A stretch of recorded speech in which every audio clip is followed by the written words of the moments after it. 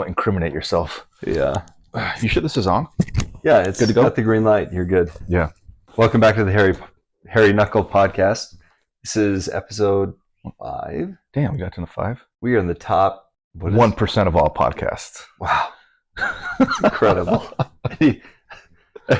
Look at our immaculate, huge set. Yeah, I know, right? You got all these popular guests coming on. Just beating them off with sticks. We are beating off, but I don't know about sticks. No, we don't believe in that. I'm DJ. This is David, and we're glad that we have like at least 4 viewers at this point. 4 viewers in India. Yeah, that's incredible. That's all we need. I'm telling you, you tap into the Indian market. We should start. That's the biggest market in the world for. Yeah. They don't all speak English though. That's the problem. They don't all? Do they? Oh, the British Empire. I think British brought English is big there. Yeah. A lot of people speak English. But I think there's like multiple national languages. I think English is very big, don't get me wrong. We should do some research on that and actually find out if English, the largest population that speaks English, is actually Indian. Yeah, it's a massive country with a massive government. One of my professors in college described it as a functioning anarchy. It's just there's so many different religions, so many different languages and factions and ethnic. Ethnicities. It's really an interesting place, but I wouldn't want to live there, to be completely honest. I would like to. Have you visited? I haven't visited. I've visited Pakistan, but I haven't visited India. I couldn't imagine it'd be much different, just more Hindus. Yeah, no, I would. Food is good though, as long as they're washing their hands and not like stirring it with their toes. You know, that was one thing that I found was interesting when I was working in Saudi Arabia was I worked with a bunch of Arabs. Yeah, well, of course, but Egyptians. And we would have all the guys would sit down family style at the restaurant and they would just go at it with their hands, you know, and I was like, cool. Yeah. But I think it's a pretty common tradition in a lot of places. I like to, they do it in Afghanistan too. And I remember just asking for a little plate. Yeah. Because I'm there. I mean, they wash their hands before, but still. But you're going in again. Yeah, it's just like... it's like the epitome of... It's like just double dipping on steroids. Yeah. I mean, the first time I did it, I was like, oh, shit, I'm going to get sick. Yeah. And then I was like, after how many meals with these guys, I'm like, yeah. Right. It's just going to help make me stronger, I think, just at the end of the day. Give me a little bowl or a plate, and I'll take some from the corner. And y'all can just get in there with your hands. And I mean, literally, there was like this...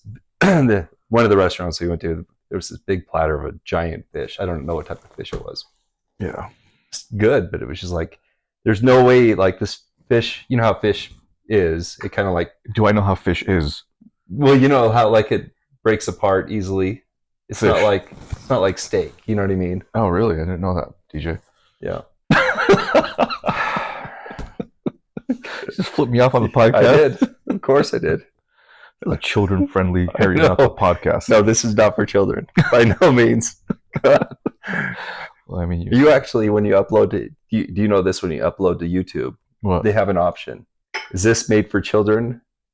Or is this not made for... Yeah, you have to decide. We got some kids watching. In their diapers, little hairy knucklers. Jeez. Just big fans. I hope not. Well... I hope not. Yeah, that would be... Too. But so the viewership in India is just skyrocketing right now. Right. Yeah. We're loving it. We're up to 5. We have all of Delhi pretty much on lockdown. Huge fan base. Anyways. I wonder if India has an equivalent of YouTube or if they use YouTube. You know how like several countries have their own like thing where they watch Bollywood, man. I don't know if they love the Indian movies. My parents grew up with that stuff too. Some of it's pretty good. But it's the same concept, right? You got a guy, it's either a guy or 2 guys and 1 girl, or 2 girls and 1 guy. And there's some controversy of on whether the guy chooses which one of the girls or the girl chooses which one of the guys. Right. And then like that's like the basic plot. And then there's some music. It's like a rom-com, a musical rom-com, right? Yeah. Yeah. The structure of the movies are pretty much the same. They're getting into a lot of different stuff, but I mean, for the most part, that's been like a huge majority of their movies. I mean, my favorite ones are watching them when they knock off like Superman Have you seen that? Oh man. Oh man, it's so awesome. I don't know. Hours of entertainment. Yeah, they're long too. Some of the new stuff, like the CGI stuff they have created, is actually really good. fantastic. It's like, good Lord. And then you look at some of the older stuff before CGI, and you're like, oh, this is terrible. Yeah. But whatever. The actresses are good looking too. Oh yeah, they're incredible looking. Yeah, some of them. What are we getting into today, DJ? Well, today I want to talk about a couple of things, but one of the things that I wanted to discuss with you, we had a great discussion about it, was your text exchange with, I don't know her name, but you went on a date with her. Okay. Evie. We'll call her Evie. Evie. That's a good name for that. Mm-hmm. Yeah. And how that played out, and how you and I, you were seeking my feedback in the process, and I was wrong. You know what I mean? Yeah. And it took a friend of yours, and the girl he was dating at the time, who happens to also be a single mother, to give you the right feedback and what to respond to. Yeah. So maybe you can walk us through that. Yeah, the only reason I think this date is interesting is because I've gone on a few dates and they've been with single moms, and these are like young girls in their 20s. Yeah. And Evie is 22. 22. So she's a baby. And has 2 kids. And has 2 babies. Yeah. Which is in itself, it's pretty young. It's very young. Yeah. And so for a woman to be that young and have 2 children. I think I was 28 when I had our oldest. Yeah. And I still think I was an idiot. Right. I feel like I'm an idiot, but yeah. But I think she's interesting, and why I was interested. One, she was very good looking. Yeah. Beautiful girl. Mm-hmm. Tall. How tall is she? Not taller than me. That's all I know. So she's pretty tall. Yeah, she's tall. I think she was 5'8", 5'7", 5'8". Oh shit. Yeah. No, that's tall. So she's a taller girl. She did runway modeling when she was a teen for, I think, Target. Damn. So beautiful girl, but it's fascinating because she's so young and she has so much responsibility, and she's a Gen Z, right? Typically, you don't see that. Gen Zs they're a specific type of individual, or at least they're portrayed that way, right? On TikTok and things like that. But she's somebody with so much responsibility. She doesn't get help from the dad, right? Well, I think it's statistically accurate that most of Gen Z is actually developing relationships later in life than earlier. So she's already an outlier, right? In many respects. Yeah, she is. So initially, when I got her number, it was in person when I got her number, right? Which is always easier, right? When you get a girl's number in person, it's different than getting on an app. Yeah. Because that's a micro date. Because on an app, what you're trying to filter for, and why a lot of people, especially in the red pill community, they recommend the first date with a woman but they don't differentiate between meeting them in person and meeting them on an app, which you should. There's a big difference. When you meet a girl on an app, I think they're right in regards to saying, don't spend a lot of money, don't take her out to dinner, just coffee. It's a vibe check. If a girl's going to complain about that, then she's not the right girl. Right. Like if you're dodging a bullet. Yeah. Like if she's not going to want to genuinely get to know you. Right. Well, on an app, pictures don't do justice, and you're texting. It's like texting is the most indirect form of communication we have as humans, right? Right. There's nothing that you get from that. You don't hear somebody's voice. Oh, and the communication is screwed up all the time via texting. Yeah, you don't hear their voice. You don't really feel their energy. You don't really. There's a lot that you can get from somebody, like the way they smile, the way they talk, the way they smell, the way they sound. In a short, brief interaction, could be at a grocery store even. Yeah. Is way more powerful than a weeks-long exchange over texting on a dating app. Well, I think in person, I think is the best way to meet somebody, because where you have the opportunity, I think so much is communicated via body language, like your mannerisms, the way you communicate, the way you speak, the way you turn your head or whatever. Yeah. Your intentness in the discussion. Yeah. Yeah. Right. So I met her in person, and it was funny. She was there with that friend. You need to talk about that specifically. I'm glad you're bringing that up. She was there with a work friend, a guy. Me and her just barely spoke. one of my other friends was there with me. My friend was speaking to one of her friends, and I came to the table and I engaged in conversation with her. But she had a work friend there, a guy, sitting next to her who was looking very intently at me the entire time I was speaking. And when I asked her for a number, the first thing she said was, "I have 2 kids," which I thought was interesting. That's right? great. Just to kind of get it out there. Yeah, yeah. So she overcame that anxiety immediately. And I think that's what a lot of single moms have when they're dating, Oh, especially somebody as young as her. If somebody's young as her, she kind of just wants to get it out there. Yeah. Get it off her plate. I have 2 kids. I told her that's fine. I'm still interested in getting your number. And she gave it to me, right? Mm-hmm.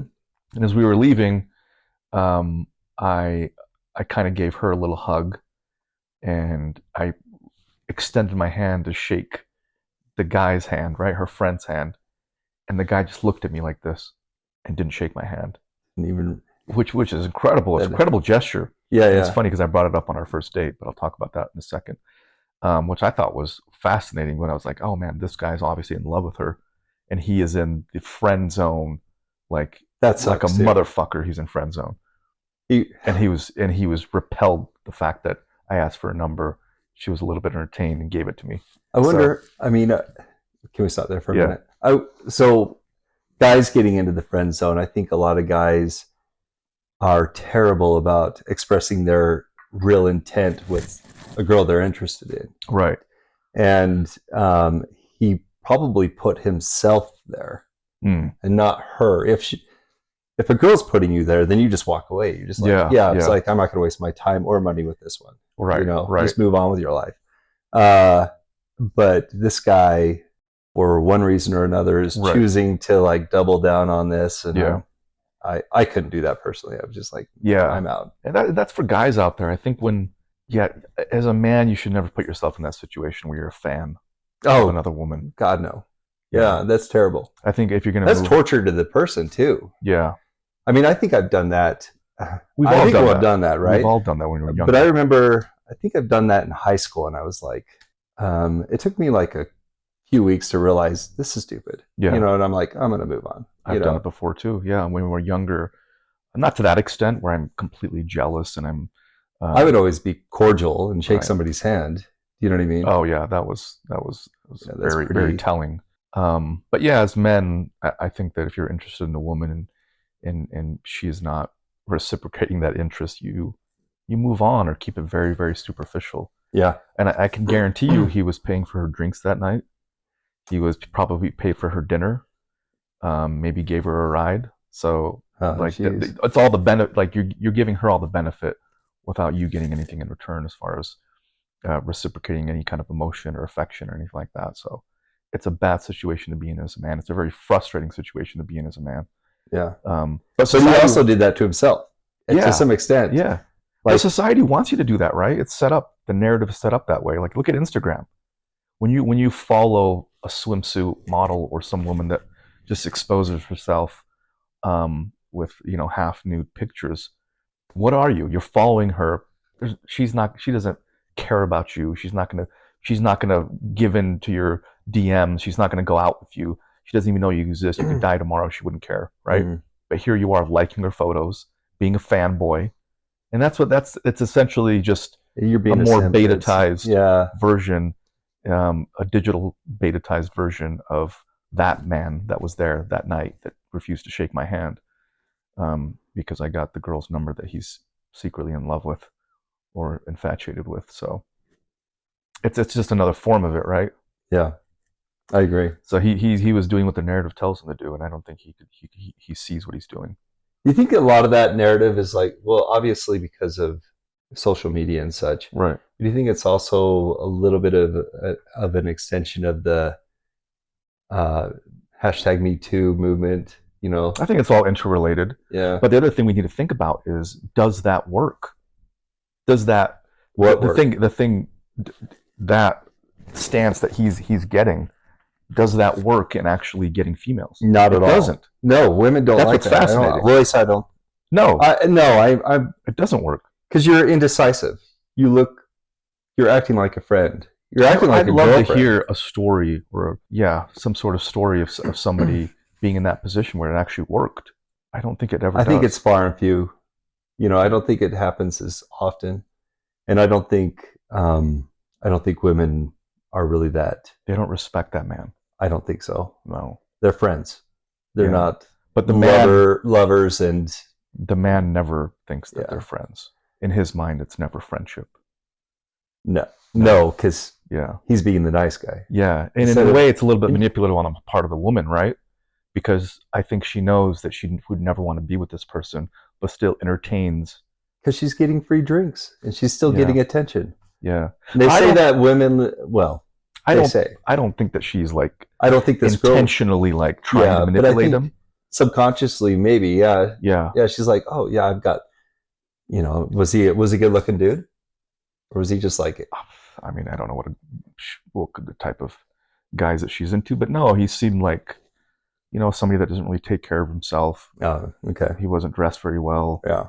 I could see him being an OnlyFans supporter, that type of dude. But yeah, I don't think it works, and I think guys, the sooner they realize that, the more headache that they save for themselves. Oh yeah, and misery. Yeah, that sounds like hell. Yeah. So, anyways, I got her number, and I didn't text her for a week, which is interesting. Yeah. And when what did I say to you about that? I think I said something like, I talked to a few people about it. One of my buddies said the next day you text them because they might forget you. Yep. And it's fresh on their mind. Girls are approached by dozens of men. And I don't know how many of the men actually like have the balls to actually ask for the number, but just like on social media, they get a lot of attention and they might not remember. She wasn't drinking that night, so she was completely sober. So that's why I waited for a week, because I've done it where I've gotten girls' number and I've done it the next day and I haven't gotten a response. I think it's important to show intent. Mm-hmm. Like if you show real interest in a girl, and if you're being honest and true without coming across as creepy. And that's another discussion, because like a man that's like on his game and he's like a number, he's a 9 and he could invite you out later that day and he wouldn't come across as creepy. You know what I mean? Right. But if the girl's not attracted to this guy who's a 7 or whatever, she would more likely think he was creepy and not giving her time. So but then it's also telling, like, if she doesn't have real interest, real intent for this guy, then then you know, and then you can just move on. It is a good point.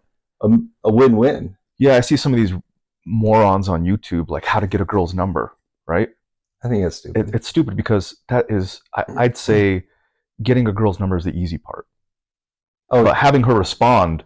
If a girl likes you, you meet her, she'll give you 70% of the time they're not going to respond. 70%, I'd say, after you get a girl's number.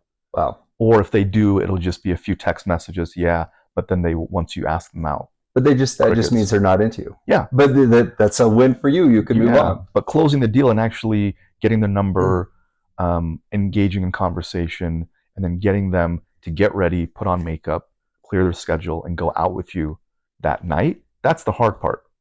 And then actually having them like you after that first date. That's the part that's more difficult. Actually going up to somebody, getting their number. A lot of women will give you their number just because they want to be polite. They know they're not going to respond to you. They want to be polite. Yeah. It's more awkward for them saying, I don't want to, or making up an excuse. I think they feel bad. Most people want to be genuine. So just giving the number, going out there and be like, I'm just not going to follow up with this guy, or I'll be nice to him, but I'm actually not going to go meet him in person. Unless you knew she was actually going to give you your number and you're having a great conversation with this woman. What do you mean she knows? I mean, you have to ask. Not a lot of guys ask. They might. No, I know, but like, let's say you've spent like 2 minutes with this woman and that's it. Like, that you haven't built a real rapport with the woman. You know what I mean? Right. Like, that's stupid. Yeah. Like, spend the time. Yeah. Get to know somebody, genuinely have a discussion with them. Right. Because you may find out you don't really like her, and maybe there's a lot of guys just wanting to smash a girl. Do you know what I mean? Well, I think it's a big deal once a guy gets a girl's number, especially her. She's a very good-looking girl. She's young, right? Yeah. She does have that history, but that's fine. But a lot of guys will see a woman like that and they'll be like, I really want to go out with this woman, right? And so my reasoning was, she's probably has a lot of guys approaching her. I'm not going to text her for a week. And what is that establishing? Well, as a man, it's establishing one, this guy's not desperate. He's not texting me that night or the next day. He probably but it's has kind of a mind options. game, though. Too. It is, and it sucks that you have to play it. But I can see that side of it as well. You're establishing that. It is, but it's not a mind game, because all I'm doing is I'm giving distance, and I'm probably subconsciously establishing the fact that maybe I have other options. I'm not super interested that you're the only person that I've gotten who's well, knowing you do have other options, and knowing you're not sitting on your ass twiddling your thumb, so you are a busy person, right? Yeah. So I do, but even if you don't, I think you should still establish that. Yeah, I think you should still establish that, and it sucks. So a few days, I'd say a week is kind of, but it should be at least a few days, maybe 2 to 3 days after is when you should. I think is when you should message. I don't think it should be the next day. I don't agree with that, unless you guys establish that during that first meeting. Hey, like, what are you doing? You want to grab brunch? That Sunday. You want to hang out, and she agrees, then it's different. But actually, like, reaching out to her cold and saying, hey, it's awesome meeting you or whatever. But typically I bring up something. So I brought up something like she was talking about moving or something. I brought up something like that about her moving, and we joked around. And then when you initially send the first text message, I typically that day, I don't ask her out. The whole intent is to ask her out. From a man, like, you don't want to be a pen pal. You don't want to talk for a few days. You should, as soon as you can, and typically it's one day after you start engaging in text messages. You want to ask her out as fast as possible, and you want to be the one to say, hey, we're gonna go. I want to meet you here at this time. Don't leave any room for her to like make decisions and think, because a lot of girls, when they're forced to make plans or figure out. Don't ask her, oh, do you like this place? No, just tell her, hey, meet me here at 7 p.m. Can you make it? And she might say, hey, actually, no, I can make it 7:30, or let's do it on Thursday. That's the best way to be. Take control, take initiative, tell her where you want to take her, and then if she wants to, then she'll come. And that's what I did.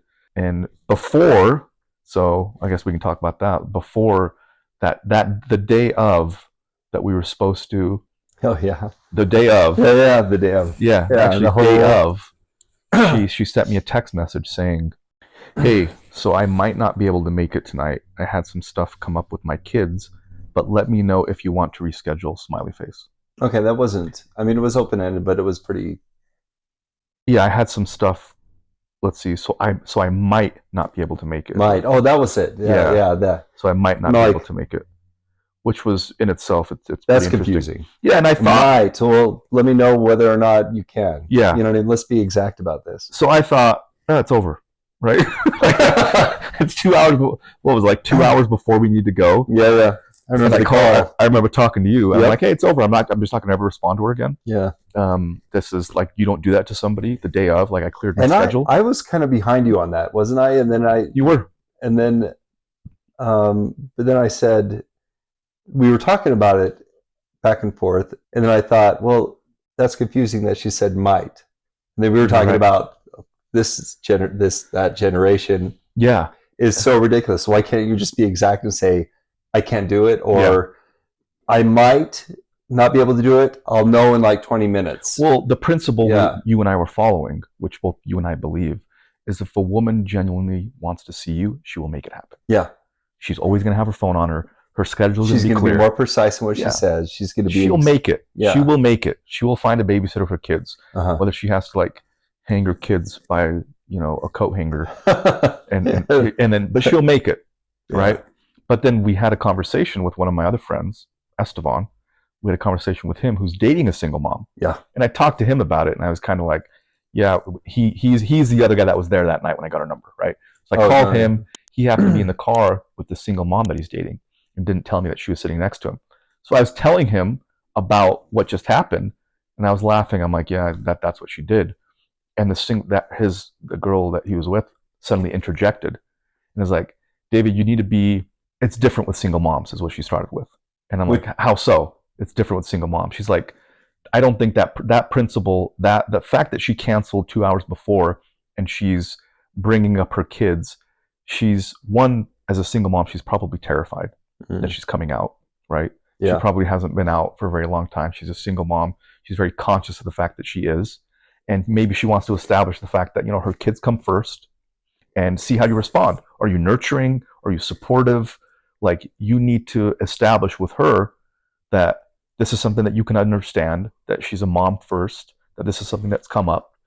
And she said if she was a single girl without kids and she did that to you, that principle stands, what you and I said, right? Mm-hmm. Well, she probably doesn't want to see you. She has no interest. And so she told me, and I wasn't going to respond to this girl. She said, reach out to her and just express some sort of concern, like, hey, oh man, that sucks. Like, is everything okay?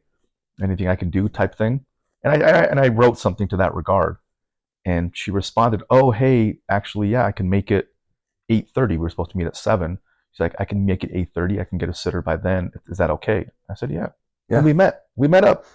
So I was, if I would have, you were going to write it off. I was going to write it off. Yeah. Which I probably should have in the end, the way it turned out. It's so true. So we ended up meeting up, and she looked great. Yeah. And she just had this youthful energy to her. She was actually engaging me in conversation, asking a lot, showing interest. Really? And she looked. So it was a good date on that level. Yeah. Well, it was supposed to be like a drinks, right? We met for martinis at this kind of intimate martini bar downtown. Yeah. We met there, and then it was supposed to just be like an hour, get to know each other. And she wanted to continue. It was her idea. Hey, do you want to go to Lake Effect? That's a bar about a block and a half. Yeah. So let's do it. So we went there, we got food, we stayed there, and we were talking about dancing. She's like, bachata. I'm taking lessons for bachata. And she actually was talking about going to a bachata that night. And she's like, is there anywhere open? So she was interested. She was having a good time. We were laughing, I was making her laugh. But then, she got messages from her mom who were watching the kids that by that time it was 12:30 at night, right? We met at 7:30. I'm sorry, 8 or 8:30 we met. By then it was, 12:30. This was a Friday night, Saturday night? It was a Friday night. Yeah. Okay. And her mom was sending messages, hey, like, I'm getting tired, you need to come back. And so she left, and actually we hugged and we kissed. After that, when we were by the car and I was kind of seeing her off, she said that, hey, I know of a good crepes place. Let's meet tomorrow. Oh yeah. And I was like, okay, actually I'll pick you up. Right? Between 1 to 2 is what she said. And 11 o'clock rolls around, and I sent her a message. Hey, are you still down for 1? Like, where am I picking you up from? No response. Like, nothing. And I just left it at that. Yeah. I just left it at that.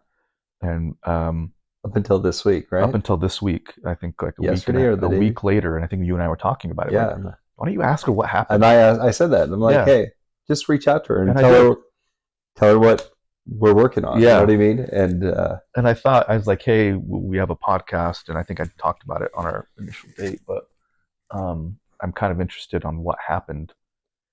Totally cool if you're not interested, that you're not interested. But I kind of want to know. And she just said, it's nothing personal. It's just, I have a lot on my plate. She has a lot on her plate. Yeah. And she can't date right now. Right. So she recently got laid off. She's got 2 kids. The father's not in her life. And she just recently moved into a new place and losing her job. So she's trying to find a job. Correct. She doesn't have really babysitters. Her mom is not very much in her life. Her dad apparently has not been in her life for years. Yeah. It's one of those situations. So all of it going together, I can understand. I'm like, I understand that. That's a lot. Perspective. That's a lot happening to a single mother. I mean, honestly, that's terrible. That's a lot. And single moms have it tough. Right. So it's tough dating one. Yeah. And what are some of the other reasons you think it's tough dating one? I don't think we should be against them. Like, no, I don't think as far as red pill, you should be completely against it, but it is tough. I mean, there's some given facts with dating a single mother, right? Their children are always going to be first, that's understandable. They should. You know what I mean? Yeah. Unless they're a terrible mother. Do you know what I mean? Yeah. Yeah. So, and as somebody dating her long term, if you finally meet the kids and you're kind of involved in the lives, you have all of the responsibility and none of the authority over them. Yeah, that's right. Right. So you'll bring them, you'll take them out, you'll entertain them, but you have no say as being, her boyfriend in disciplining them in any way. I'm not saying you're going to beat them, but right, being an authority figure, right, because the dad would never put up with it, and it would create a lot of tension. Right. Well, I mean, even the children will put up with it, depending on the age of the children. That's true. Like if you're raising a kid that's 1 or 2, and that's all they know. And even the mom won't put up with it.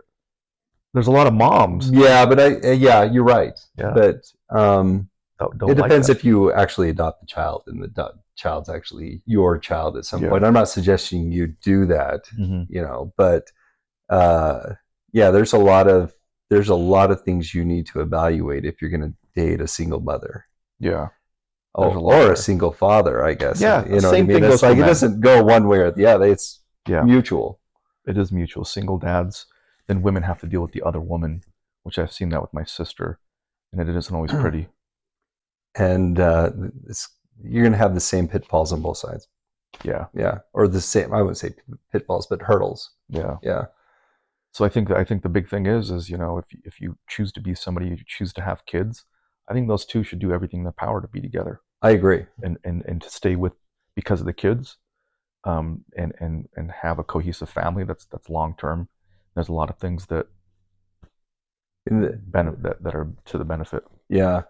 I mean, if it's there's obvious reasons why you should get a divorce, but yeah, you should try to make it work, because it really doesn't work out well unless the relationship is so terrible. Mm-hmm. You know what I mean? The marriage is so terrible that you actually have to leave for your own personal health and well-being. Yeah. I mean, those are all cases that have to be made individually on a case-by-case basis. Right. Yeah. So, but I don't know if you want to talk about the rest of that. That's the rest of that. With Evie? Yeah. What part of it? Oh, the whole arrest, not your her. arrest. Yeah. Not her. It wasn't her. Oh, it wasn't? No. That's see, you're right. Yeah. Yeah, we don't need to bring that up then. Yeah. Yeah, that's a different subject. That's a different subject. But yeah, that was Evie, and that was a younger Gen Z, good-looking girl who's a single mom, that's going through a lot in today's economy, trying to hold down a job, being a single parent, and I'm completely supportive, and there's no ill will or any sort of scoffing and any of that to somebody in that type of situation. It's completely understandable, and I wish her the best. There's a lot of nuance in dating in general, and you find that the red pill movement is so like black and white. I'm like, that's really off-putting. It really kind of dumbs down human psychology. Do you know what I mean? And everybody's so unique as well. So if you're like, shouldn't date them for this reason alone, I'm like, but there's a little nuance in there. You should definitely evaluate the situation. You should definitely be aware of the red flags, but you need to sit down and deeply evaluate all the pros and cons of dating that person. If she weren't a single mom, the move would be, as soon as she canceled on me like an hour and a half before we were supposed to meet, that was done.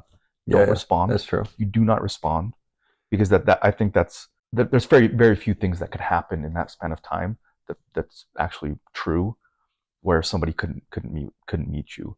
As a man, you clear your schedule, you take the time, you get ready. Somebody wants to cancel on you an hour and a half before, that's unacceptable. Right? It's you literally, when they send you that message, you look at it, you delete their number, you move on. You take the L. Yeah. That's what you do. You go have a good night. And you go and have a good night. You forget about it. Call your buddies and you go, actually, I probably have more fun. I don't know. Yeah. Spend less money. Yeah. That's what you do. Yeah. That's true. Yeah. I'd like to talk about now what we're doing with Orra. And you talk about what you're doing now for Orra, and then I'll tell you what I'm focusing on right now. Yeah, still product development, an extensive amount of debugging, testing, ensuring that the algorithm works, the matching system works. It's super painful. Again, I think we talked about like the miscommunication sometimes that you can have with foreign app development teams.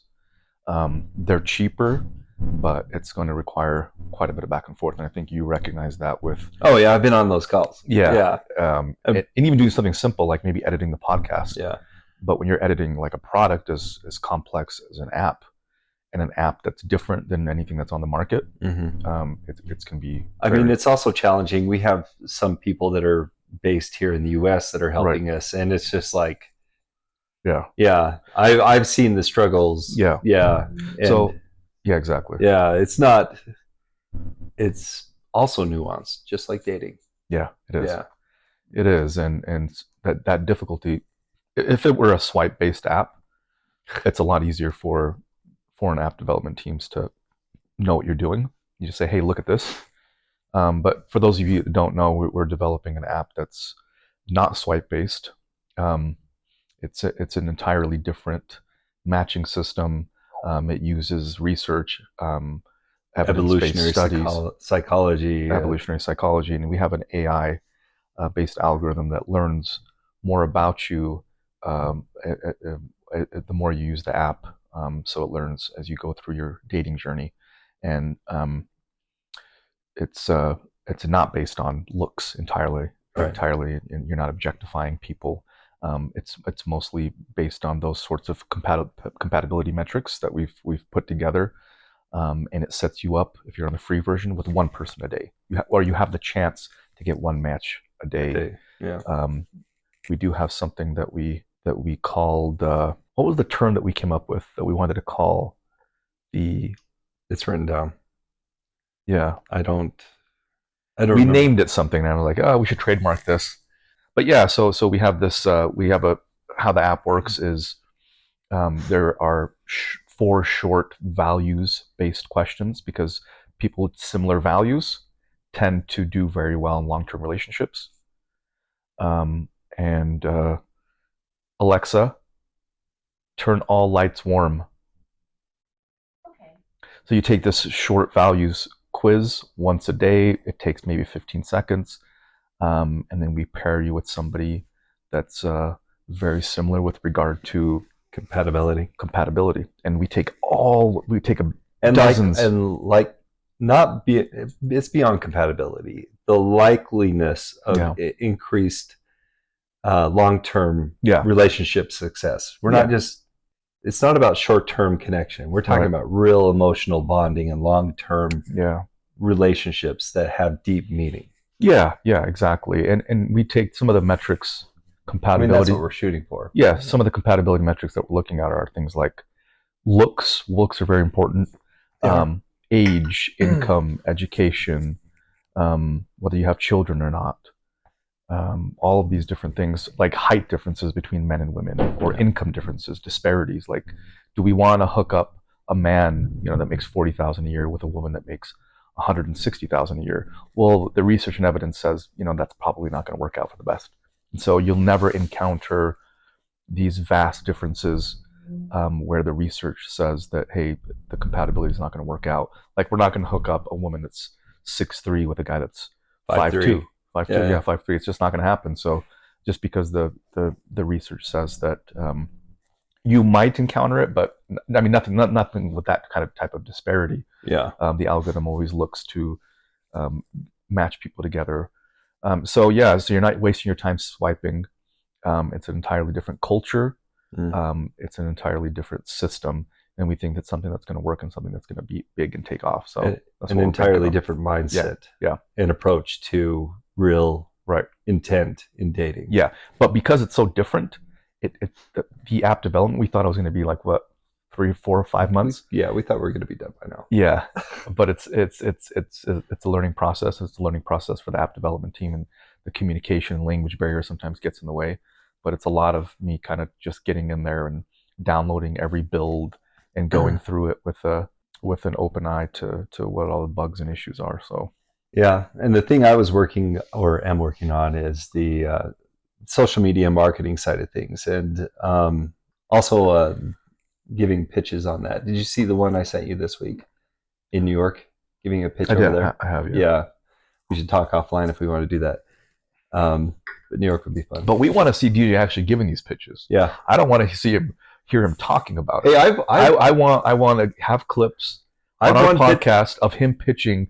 He does it for his other business, but for Orra so far, he's a little bit laid back. A little bit laid back, buddy. Yeah. Okay. Your criticism is justified. Yeah. Yeah. So I've been set up and started doing social media posts. One of the things I found initially is because we don't have the app ready, we can't be approved to actually do any paid advertising through Meta or a couple of the other social media sites. And so once we actually have that thing completed and uploaded, that Meta can actually review it, then they'll allow us to start doing paid advertising. But we have like a solid following of like 18 followers now. That's way solid. Way solid. I mean, you got to start. I mean, Rome wasn't built in a day, David. Yeah, exactly. Yeah, it takes some time. So I'm right now experimenting with social media because I think we're kind of like shadow banned. We're not really like, it's just we're kind of in this weird limbo where we can't really do anything.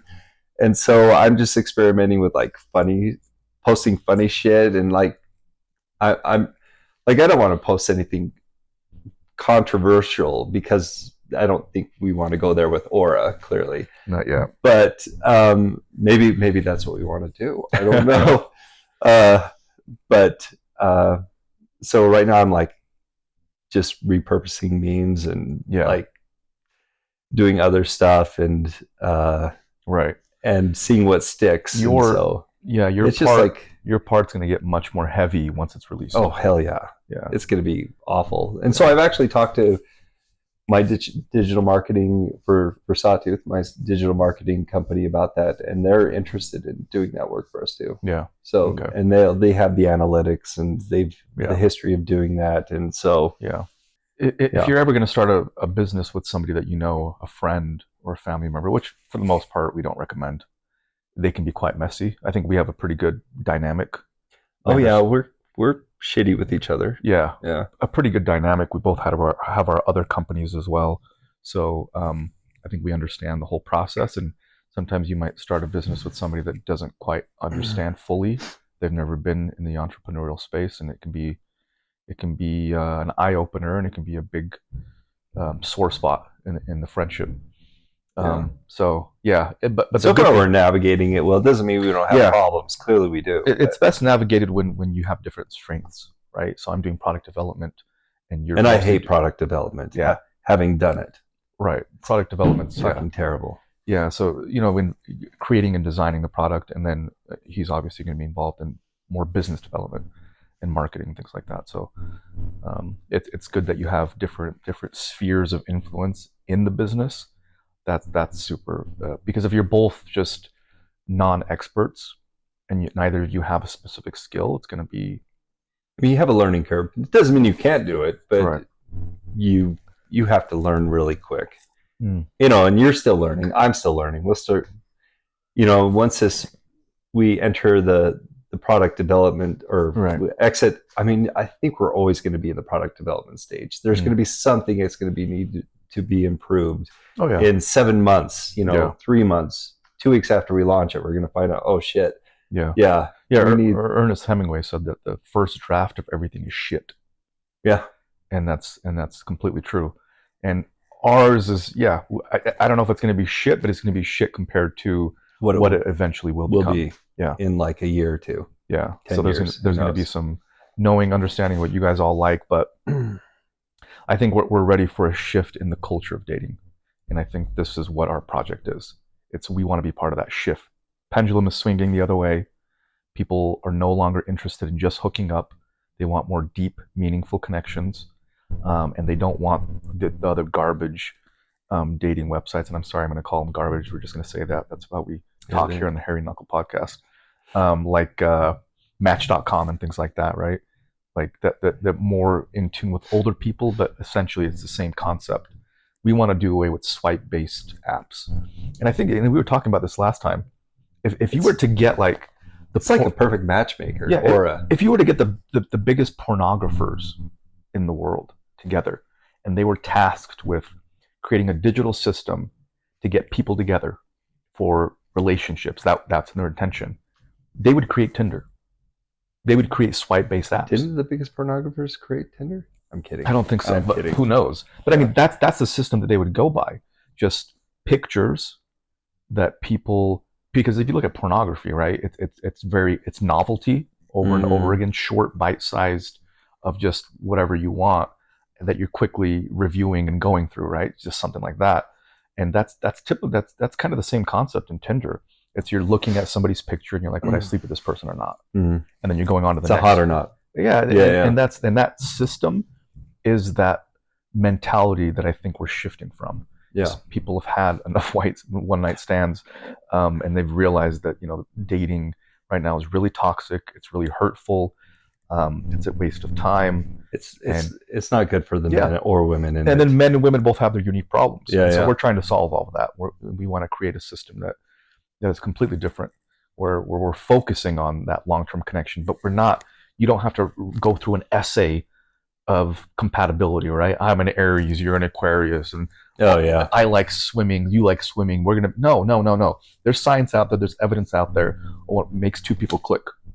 Yeah, and it actually is an interest. You don't have to have identical interests with the person to have a great relationship. In fact, there's evidence that does not support a long-term relationship. No, identical interests. I like hiking, you like hiking.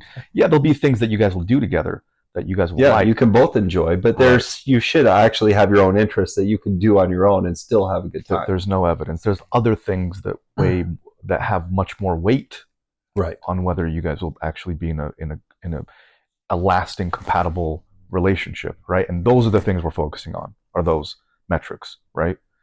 So yeah, creating a system like that where you're not overexposed, right? On Tinder, you put your picture out there, you might have thousands of people swiping on you, seeing your picture, seeing that you're dating. Whereas in our app, you don't have that exposure.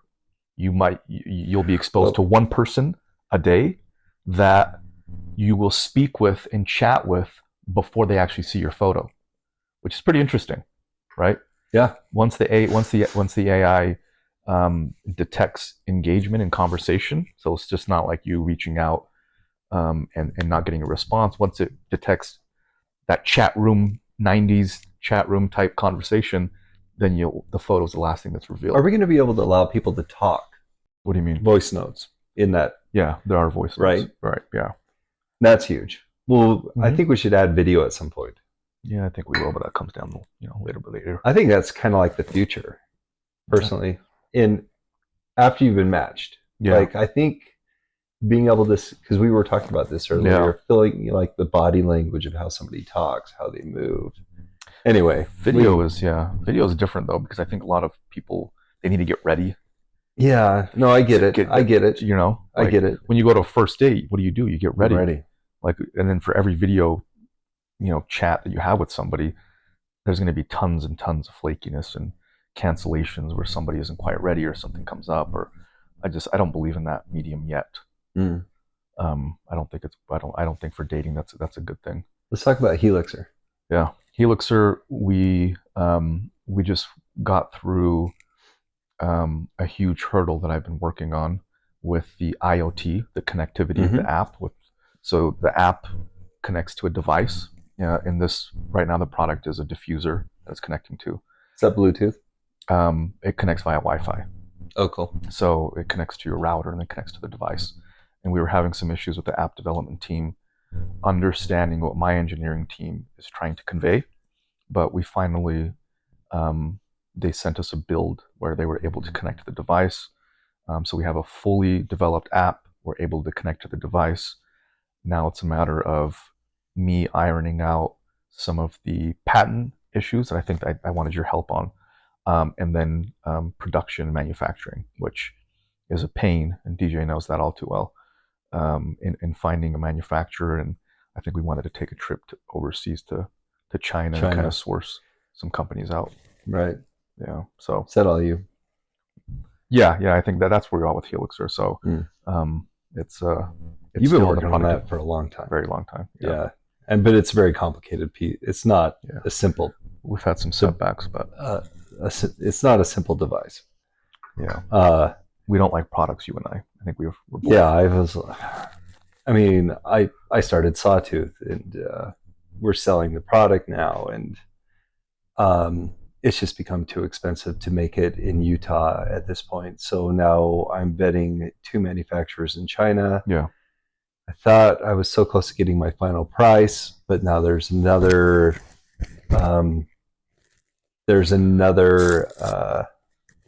holiday in China. They like their Chinese like holidays over there. They like to party. Good for them. Yeah. So now I have to wait till next week before I could potentially get my final numbers. And once I have that, I can decide between the two and, start scheduling for production runs, and then spend a month over there making sure quality is there and training a local guy there to be my quality control person over there. Yeah. I'm a little worn down with Sawtooth, but I still believe in the product. Product sells. Have a lot of customers that are happy with it. And every day we improve the product. We find new ways, new materials that can actually improve the quality of the product over time, and finding the right overseas manufacturer that can help us with those improvements at the same time is critically important to me, because I think every product over time, whether it be a digital product, an app or a physical product, needs improvement. Yeah, it does continuously. So, if you're not developing, you're dying. That's what they say. Yeah. So if you're not, true. You have to continuously, especially an app. It always needs to be developed. It needs to be improved. You need to get feedback from customers. What are you doing right? What do they like about it? What don't they like about it? But yeah, I guess that's another interesting point. There are some entrepreneurs that believe you need to build a product for your customers, what they want, for people. I just don't think that's true. I think you build a product for something you're solving for yourself, and I think they come. I think people generally will have similar issues, right? But you don't necessarily I'm not going to develop this app based on what people are telling me they want.